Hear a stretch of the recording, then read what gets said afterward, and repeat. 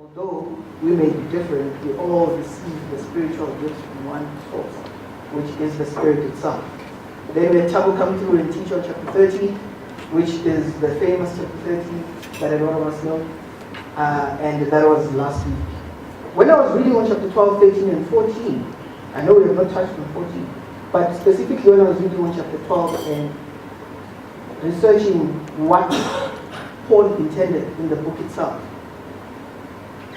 a lot of the theologians or studies in theology that people have written on have specifically said that if you look at chapter 12 and you look at chapter 14, they are actually a continuation of one another. There are two chapters where Paul was addressing a question that was actually asked to him. Let's look at this scripture. 1 Corinthians 12 verse 1. The first thing that you see says, now concerning spiritual gifts, brothers, I do not want you to be uninformed. Now concerning spiritual gifts. Paul in the letter specifically said, now concerning this particular topic. If you go to the next slide and look at chapter 7 verse 1 and chapter 8 verse 1, the very same pattern is actually coming through. It says that now concerning the matters about which you wrote, it is good for a man. It is good for a man not to have sexual relations. And then the next one says, now concerning food offered to idols, we know that all of it. So from this, what I gather from 1 Corinthians as a whole is that there was some form of communication that happened between the church itself and Paul. So what Paul is now doing is that he's addressing issues that were raised by the church at some point in time. And in chapter 12, if you can go to the next slide. Now concerning spiritual gifts, brothers, I do not want you to be uninformed. There are two critical things to take out of there. Now concerning this particular topic, I do not want you to be uninformed. There's a reason why I highlight that word of uninformed as well. Because if you look at chapter 12, if you look at it in isolation, you will hear Paul talk about the spiritual gifts, and you will hear him likening it to the body. And then you will hear love. And then obviously, because we haven't got to chapter 14, I'll touch a little bit on it, but you say when we are going to be looking into it, you will see the common thread. In actual fact, what Paul was trying to do, and which is what I have researched and found out, is that Paul is trying to address the question here. The answer actually comes in chapter 14. In chapter 12, he builds it up and lays an argument.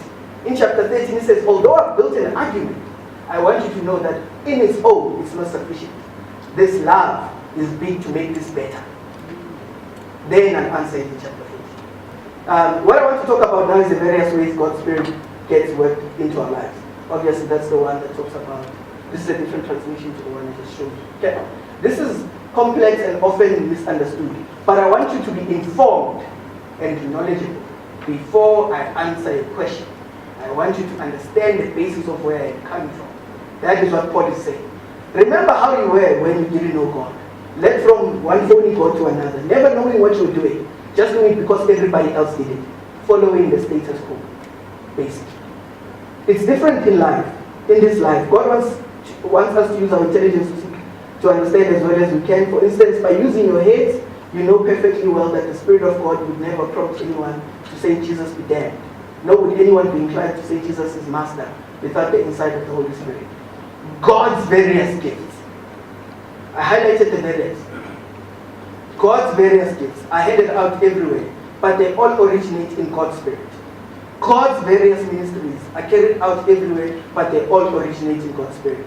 God's various expressions of power are in action everywhere, but God Himself is behind it all. Again, the theme of one in a difference is coming in there.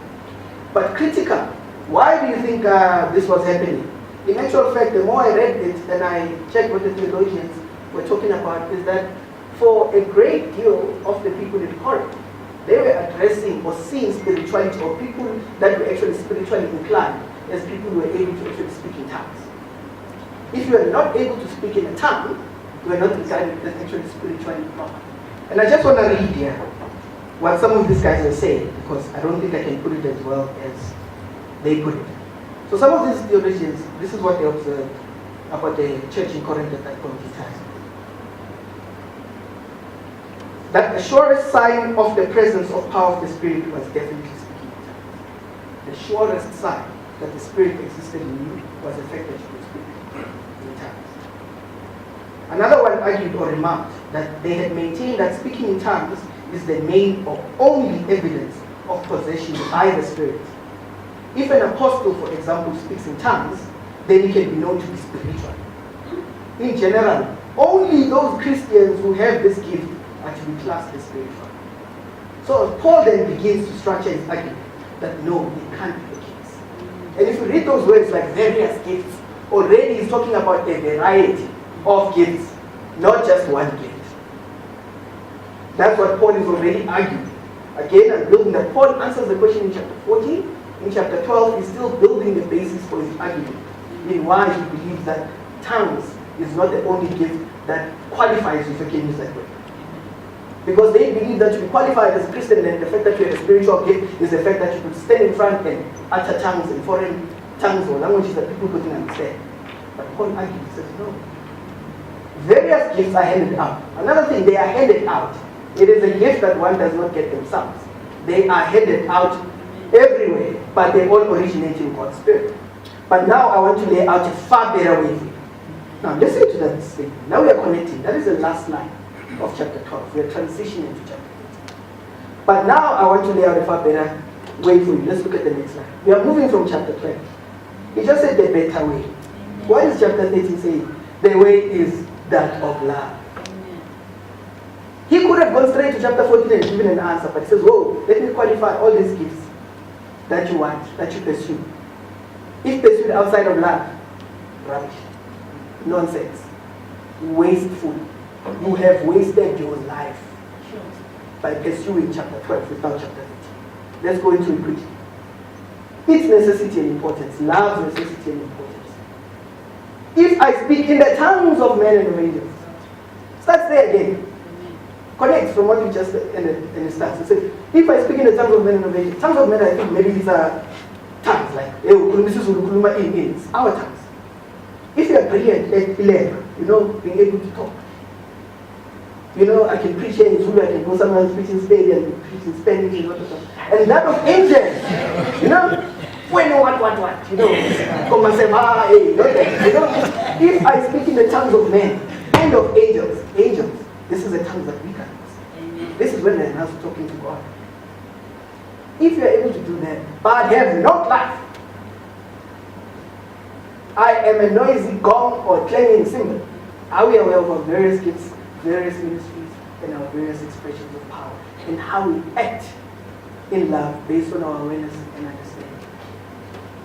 For no matter how well we may use our gift, if there is no love in it, then it does not bring the glory. It does not bring glory to the Lord.